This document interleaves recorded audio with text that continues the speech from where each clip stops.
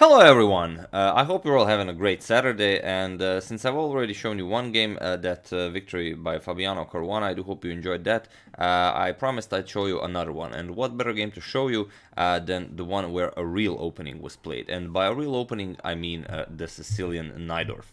So this is a very interesting game, a very interesting line the two of them played, and their score till this moment in time, before this game was played, is actually pretty equal. They drew 8 games, Naiditsch won 2 games, and Carlsen won 3 games. So only +1 for Carlsen. Definitely a strong player, as I've already said, the colorful Grandmaster Arkady Naiditsch. So let's check this game out. As you've seen, Fabi is now in the lead after winning his game against MVL in this round. Definitely, if Carlsen wants to keep the pace, he has to do something about the game. So let's see it. E4. We have C5, as I did announce the Najdorf. Knight to F3, D6, D4, C captures, knight to F6, knight to C3, and A6. So we have the Najdorf variation of the Sicilian. And here, Naiditsch goes for G3, something called the Zagreb variation of the Najdorf. And it was, I saw an interesting article. Here Carlsen played E5 and knight to B3. But Jan Nepomniachtchi used this with white, and there he played knight to F3, and after knight to H4, it was a very interesting game that he used against Andrei Volokitin in 2016 World Blitz Championship in Qatar Doha, and he won a pretty cool game. But in the game, knight didn't go to F3, knight goes to B3. So this is something differently prepared by Naiditsch. Bishop to E7, bishop to G2, and here Carlsen castles. We have castles and bishop to E6. Rook to E1, knight comes to D7, and here knight to D2. It's a pretty normal position you would find when playing against the Najdorf, and you will often have a knight on B3 and a knight on C3. And here I pretty much have this like in every game I played against the Najdorf. I always go A4 since I don't like allowing B5. No, I don't want to allow black any expansion unnecessary. But in this game, knight to D2, although A4 was a perfectly viable option. So Carlsen immediately goes to B5 as Naiditsch did allow it. Knight to F1. So the idea of this knight to D2 is to go to F1, is to then find a nice outpost on E3, and later on to control D5 and perhaps even have the option of going F5. Bishop to G4, attacking the queen, F3, and now bishop back to E6. Knight to E3, now this knight definitely is on a very nice square. Rook to C8, and now A3, not allowing B4. We have knight to B6.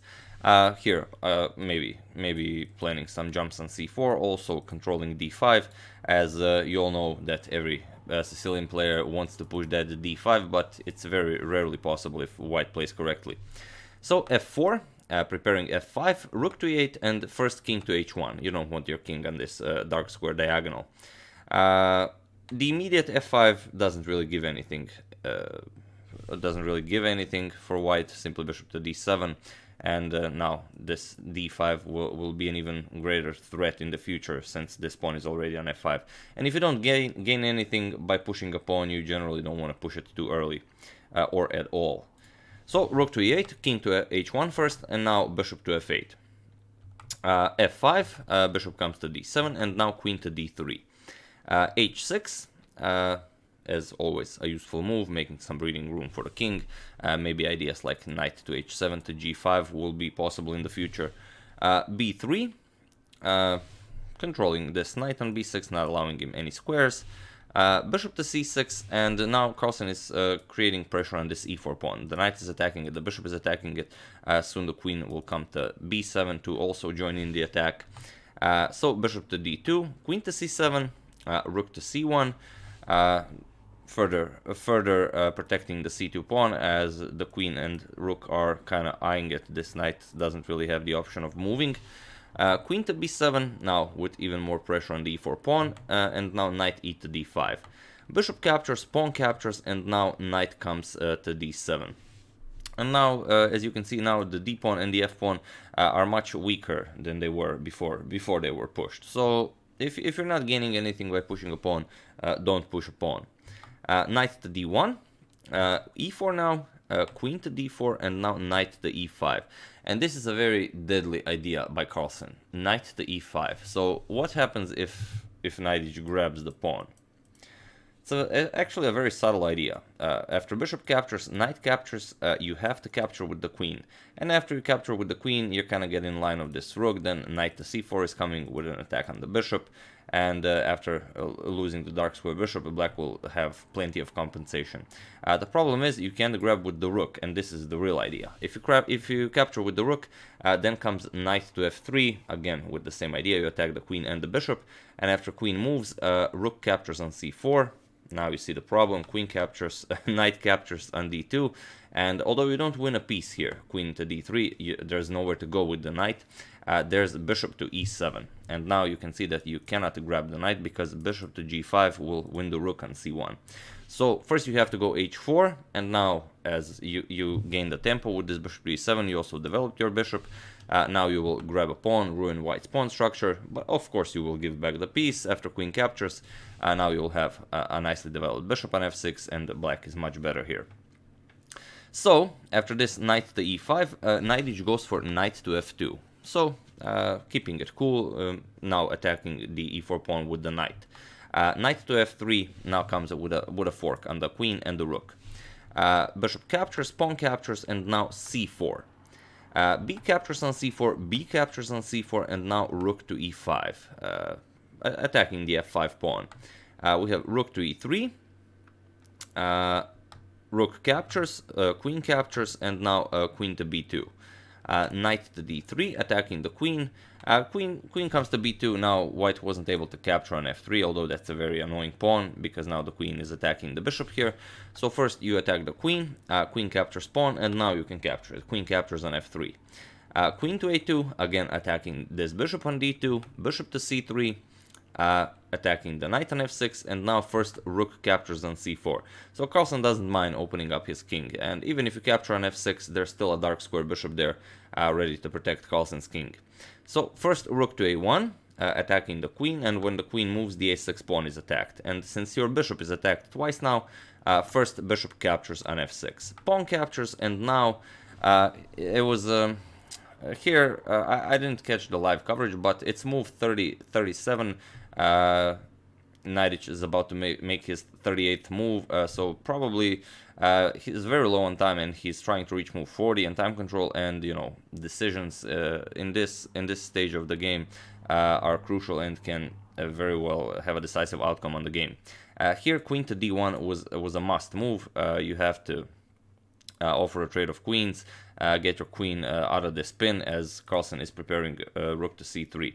And here black would either move the queen or exchange queens, and white could play on. But here king to g2 was played. Here Naiditsch thought, I'm gonna find a nice light square, and it's a nice safe square for my king. There it will be perfectly safe, and then I can continue playing this game and see what I'm gonna do with the a6 pawn, and so on and so on. But here comes trouble. Rook to c3, now of course with a double attack on the knight. Rook to d1, only move, you do have to defend it. Now h5. h5, a very nice move. Now Naiditsch finds his king to h3 move. This is move 40, he reached time control, and here Carlsen reaches also time control by playing bishop to h6. And this was the idea of the h5 move. Now you can see what Carlsen's idea was. You can't grab the pawn. If you play queen captures and attack the bishop, rook captures on d3 is perfectly fine. Rook captures, queen captures, and after queen captures on h6, queen captures on f5 comes with check. King moves, queen captures on d5, and there are simply too many passed pawns here. Black would win this game. So after bishop to h6, Naiditsch played rook to e1. He gave up the knight here. But now Carlsen played rook captures, we have queen captures on h5, and now rook to e3, and it was in this position on move 42 that Arkady Naiditsch resigned the game. Why did he resign? Well, for the obvious reason, he's down a piece, and there's nothing for him to play. If you play rook captures, simply queen captures, queen is protecting the bishop on h6, you can't win back the piece, there's nothing for you to do here. And even if you don't capture it, if you play queen captures on h6, then rook captures on e1.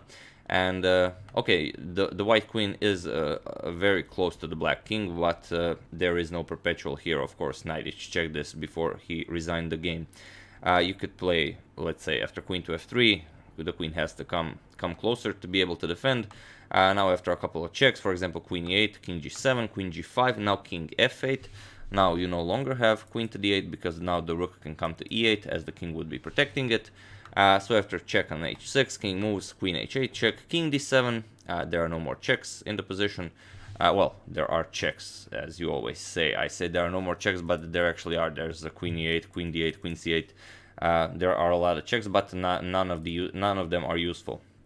So this would be kind of pointless. Next, black can play pretty much anything and win the game. So yeah, after rook to e3, Naiditsch resigned the game, and a pretty nice win with the black pieces for Magnus Carlsen. So before I forget it, let's check out the standings after round 7. So here they are. Like I said in my previous video, in first place Fabiano Caruana with 5 out of 7. So that is an amazing result. In a field like this, where he's playing against monsters like this, and even the world champion Magnus Carlsen is here. So 5 out of 7. In second place, trailing very near him, Magnus Carlsen and Nikita Vityugov, still keeping in there. In fourth place, because he lost his game against Caruana, Maxime Vachier-Lagrave and Levon Aronian, who won GRENKE Chess Classic last year. So, but you know, he's in there. I believe he's playing Caruana. Aronian is playing Caruana tomorrow. So if he beats him, you know, anything is possible again. Then Levon with 3.5, Naiditsch with 2.5, Anand with 2.5, Hou Yifan with 2.5, and Georg Meyer in last place with 2 points. So those were the standings. I do hope you enjoyed that, and I would like to thank James Talmage for a contribution to my channel. Thank you a lot, I really appreciate it. As usual, you can check 2 of my previous videos here. Thank you all for watching, and I will see you soon. And an off-topic announcement, I did reach rank 5 in Hearthstone, so going for a legend now. Thank you all, and I will see you soon.